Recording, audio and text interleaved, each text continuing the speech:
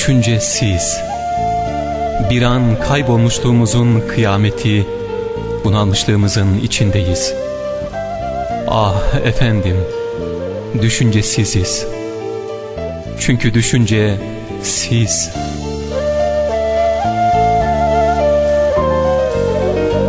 İnnallahe meana teslimiyetiyle. Yine aşka bağlayın gönlümüzü. Bizler teslimiyetsiziz. Ah efendim, teslimiyetsiz.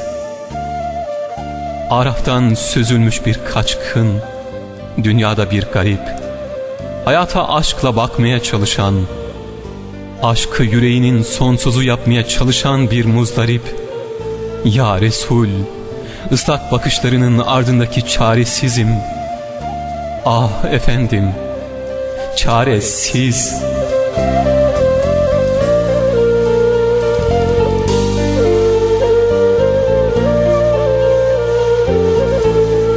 Yağmur değil yağan ya Resul, melekler aşkınızı indiriyor yaşama. Bembeyaz örtüsüyle karlar nurun oluyor, yağıyor doğaya. Düşünce aşkının hicretine ebediyen koşuyorum. Eşiğine geldim ya Resul, boynu büküklüğümle sevgimi sunuyorum. Tesbih taneleri gibi dizilmiş yıllarımızla düşüncesisiz. Her tanesinde bekayı çeker, ama aşkında çekimseriz.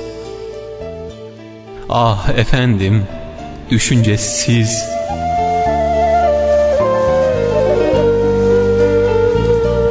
Neyin namelerine sıkışmış ruhumuzla tefekkürü bir haletle özleriz. Ama biz en çok uzaktan özlemeyi mi biliriz? Ah efendim, çaresiziz, çaresizsiniz.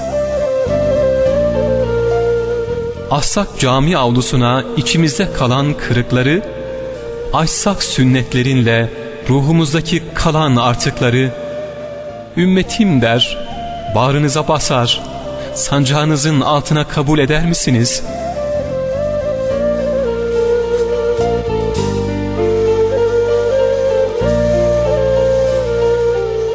Yalnızız.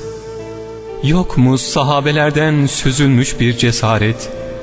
Yok mu şahlanan bir yürek?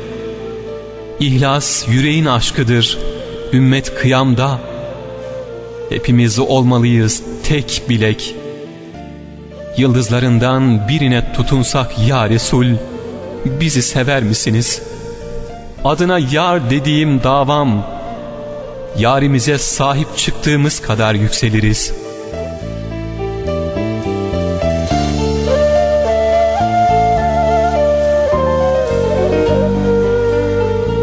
Ah efendim, deryanızda daim aşkla yol almak isteriz. Züleyha'nın gözlerinde Yusuf'u göremeyen erdemsiziz. Ah efendim, erdemsiz. Yaradana açtık ellerimizi. Dualarla aşkı yüreğimize işleseniz, siz olmasanız yüreğimizde değersiziz.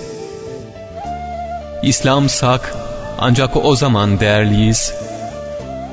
Ya Habiballah, kainatın değeri sizsiniz.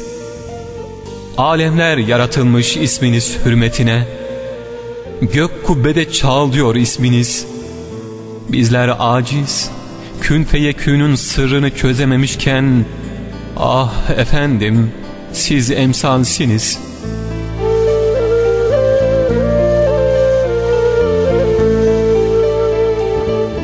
Ya Resul, bu nisyan bizi helak eder. Aşkla yüreklerimizden tutabilir misiniz?